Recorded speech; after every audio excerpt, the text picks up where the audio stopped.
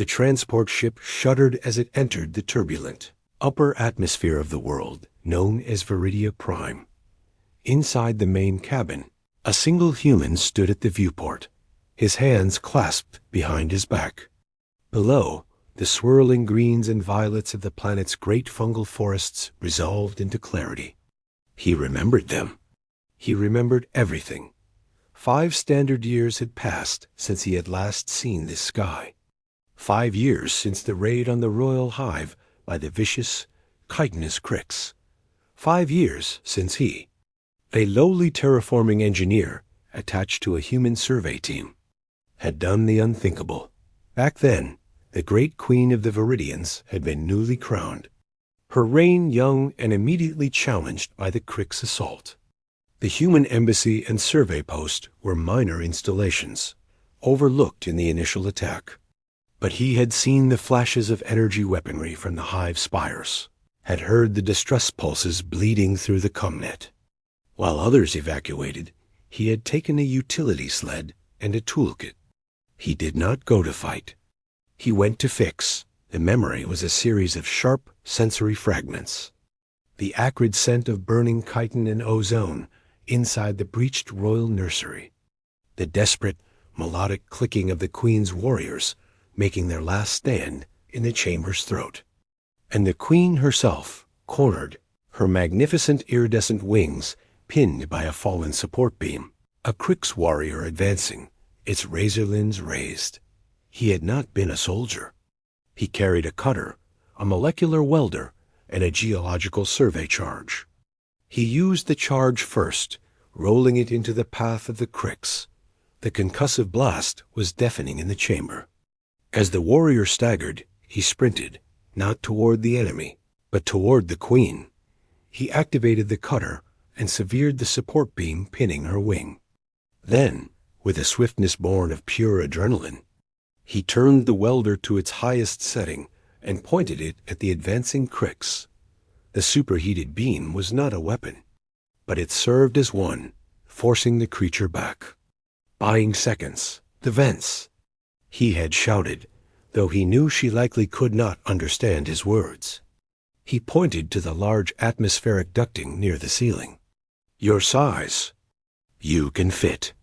Her large, compound eyes, each facet a pool of intelligent amber, had fixed on him. She understood the gesture. With a powerful heave of her newly freed limbs, she launched herself upward, grasping the vent cover and tearing it away. She paused at the entrance, looking down at the small, soft-skinned being who had intervened. Their eyes met for a lasting moment. Then a second Crix burst into the chamber.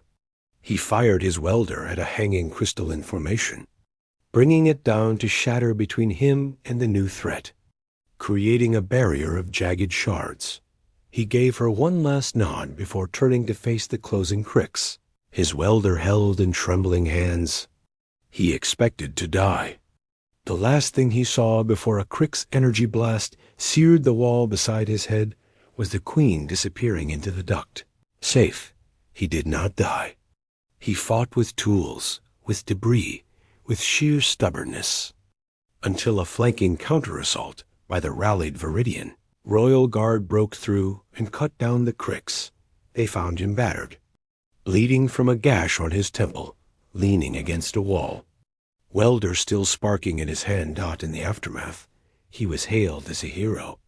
The queen, restored to her throne, had requested his presence. In the rebuilt throne room, under the soft glow of bioluminescent growths, she had thanked him formally through a translator, her voice a resonant, soothing hum. The gratitude in her eyes was profound. But the human authorities, citing diplomatic protocols and the need for debriefing, had whisked him away within hours. There was a medical ship heading coreward, they said. His injuries required advanced treatment. He was given no time for a proper farewell. One moment he was in the throne room, the next he was in transit. The war with the Crix escalated at the border. Communications were severed, and Vidia Prime faded from the news. For 5 years, he was gone. Treatment led to observation, which led to bureaucratic inertia. His file was misplaced, his requests to return denied or lost. He became a ghost in the system, a footnote in a minor diplomatic report. But he never forgot the amber eyes that had looked back at him in that moment of shared peril. Now, the transport settled onto the landing platform of the primary hive city. The air that washed into the cabin as the ramp lowered was humid, thick with the scent of pollen and fertile decay. A delegation of Viridian officials, their carapaces polished, awaited him. Their greetings were polite, but reserved. To them, he was a human diplomatic envoy, a junior one at that, sent to discuss renewed terraforming aid. They did not recognize him. The man they had known was younger, less worn by time and frustration, and had been covered in soot and crick's ichor. He was led through the elegant, organic arches of the hive toward the central spire. His heart thudded against his ribs. He wondered if she would even be present. Would the queen meet with a low-level envoy? Would she remember a fleeting moment from 5 years past? The throne room was as he remembered, yet more magnificent. The bioluminescence was brighter, the helical growths along the walls more intricate.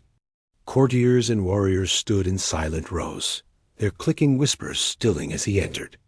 At the room's far end, upon a dais of woven living wood, sat the queen. She was larger than he remembered, her carapace a deeper, more royal shade of emerald chased with veins of gold. Her wings, once crumpled, were now whole and rested against her back like cloaks of stained glass.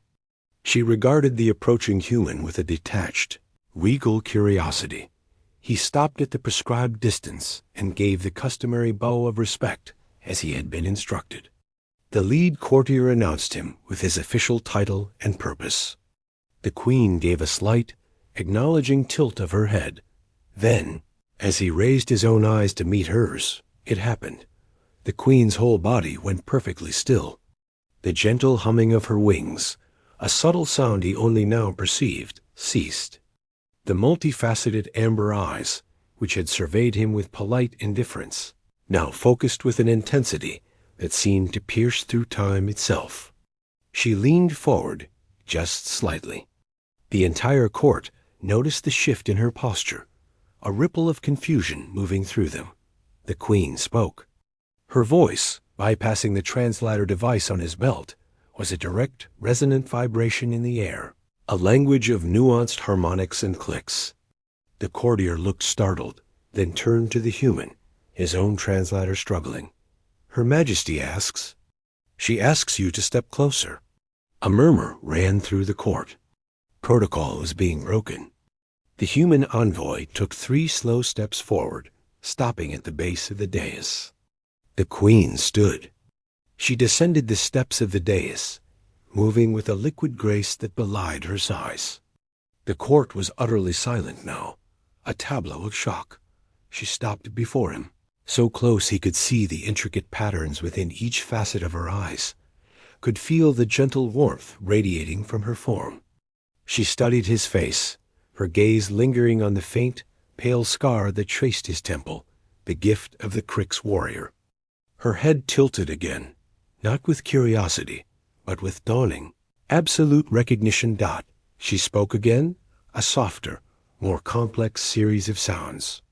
The courtier's translator, after a hesitant moment, produced the words in a flat, mechanical tone that could not hope to capture the emotion thrumming beneath them. "The scent of smoke and ozone is gone from you. The fear sweat is gone, but the mark remains. And the eyes. I have seen those eyes in the darkness of my dreaming for 5 cycles of the great sun."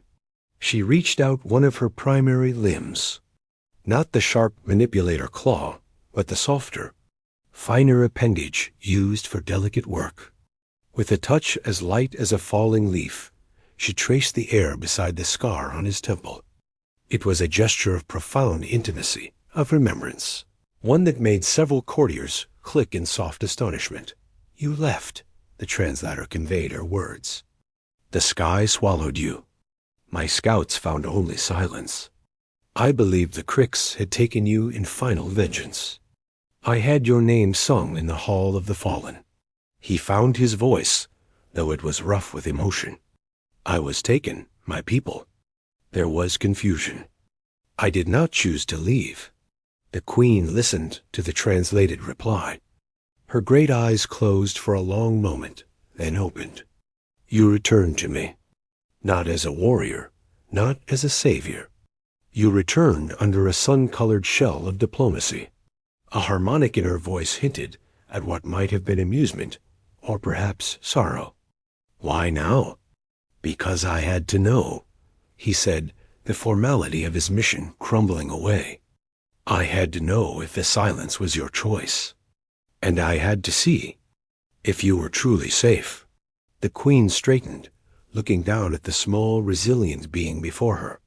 The being who had wielded tools as weapons, who had used a geological charge to save a queen, who had faced a warrior with a welder to buy her seconds for escape. Safe, she hummed, a sound vibrating in his bones. Safety is a temporary state. You taught me that a crown is not protection. You taught me that salvation can come from the most unexpected quadrant of the sky. She extended her limb again, this time pausing, an invitation. You are not an envoy here. You are the one who remained when others fled. You are remembered. Welcome back. He placed his hand, palm open, against her offered limb. The chitin was smooth and warm, alive. The gesture was not in any diplomatic handbook.